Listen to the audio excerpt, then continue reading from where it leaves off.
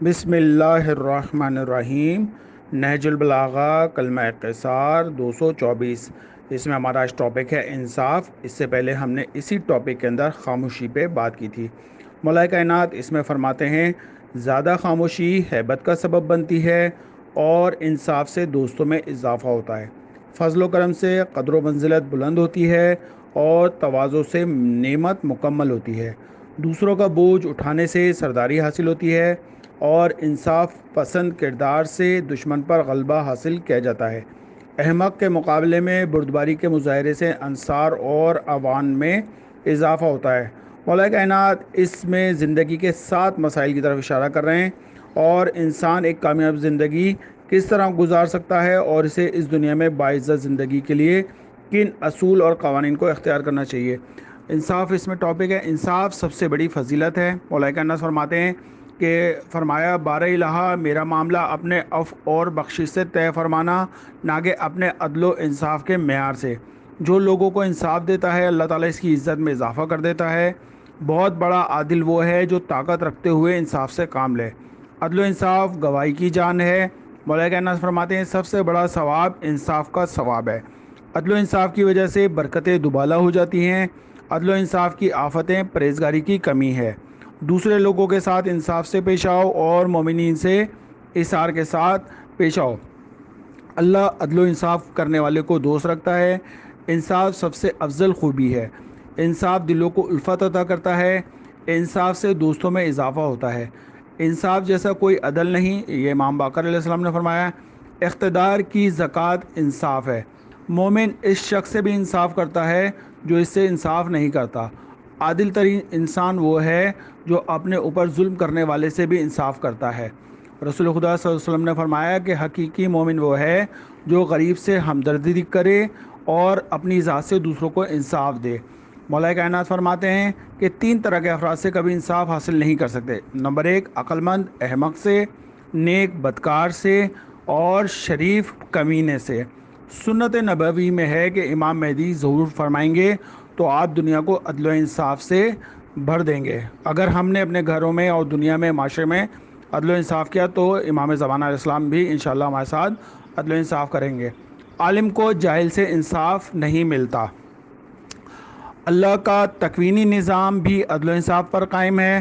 عدل و انصاف زندگی ہے۔ رسول خدا نے فرمایا ایک جنگ میں کہ جب 9 افراد باقی رہ گئے تھے، 7 انصار شہید ہو گئے تھے اور 2 قریش کے رہ گئے تھے۔ رسول خدا نے اپنے ان 2 ساتھیوں سے کہا کہ ہمارے ساتھیوں نے ہمارے ساتھ انصاف نہیں کیا۔ اللہ تعالیٰ کا اٹل قانون ہے جو عدل و انصاف پر مبنی ہے، ورنہ مجرم اور غیر مجرم کا برابر ہونا لازم آئے گا۔ سچی گواہی کو عدل و انصاف کے قیام میں بنیادی حیثیت حاصل ہے۔ زمین اور آسمان عدل و انصاف کی بنیاد پر قائم ہے۔ جو لوگ ظلم و انصاف کو سمجھتے ہیں اپنے خالق کی معرفت رکھتے ہیں۔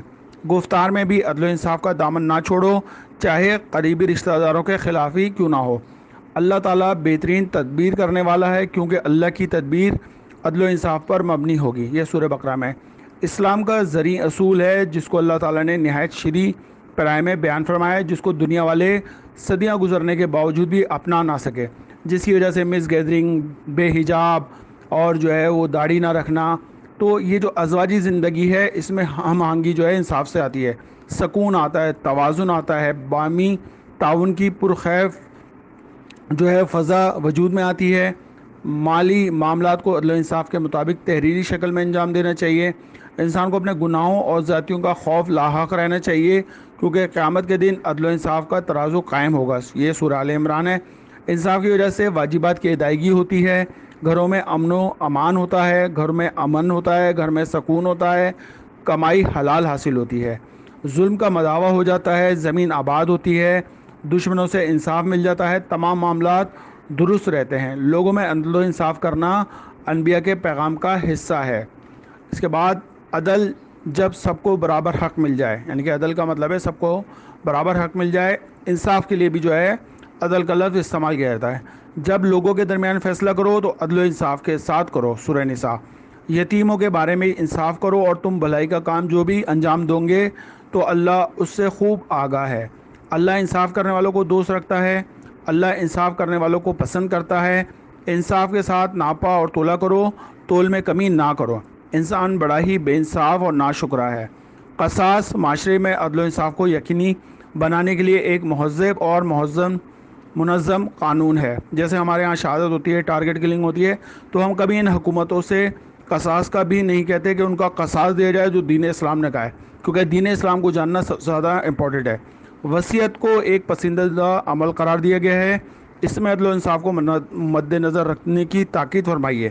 وصیت کو متقین کی علامت کے طور پر بیان کیا گیا ہے۔ اسلامی تعلیمات میں عدل و انصاف کو ہر چیز پر فوقیت حاصل ہے۔ اب خاموشی کے اوپر جو پروردگار عالم کہہ رہا ہے قرآن میں، اپنے رب کی بارگاہ میں دعا کرو عاجزی اور خاموشی کے ساتھ، بے شک وہ تجاوز کرنے والوں کو دوست نہیں رکھتا۔ علماء کا کردار اس معاشرے میں کیا ہے؟ علماء کا کردار کس قدر برا ہے اس معاشرے میں کہ ان کے سامنے لوگ گناہ اور جرائم کا ارتکاب کرتے ہیں اور یہ لوگ خاموشی اختیار کر کے رہتے ہیں اور معاشرے میں گناہ عام ہو رہے ہیں، اور علماء جو ہے وہ ان پر سکوت جو ہے وہ طاری ہے۔ یہ یہودیوں کی خصلت ہے۔ اس میں عمل بالمعروف اور نہی عن المنکر کا واجب ہونا کا ثبوت ہے۔ اے عزت اور خاموشی کے چادر اوڑھنے والے، اٹھ، اب قیام کا وقت قریب آ گیا۔ جیسے امام حسین علیہ السلام وہی سنت نبوی پر جا کے کربلا کے اندر قیام کیا۔ اللہم صلی علی محمد و آل محمد۔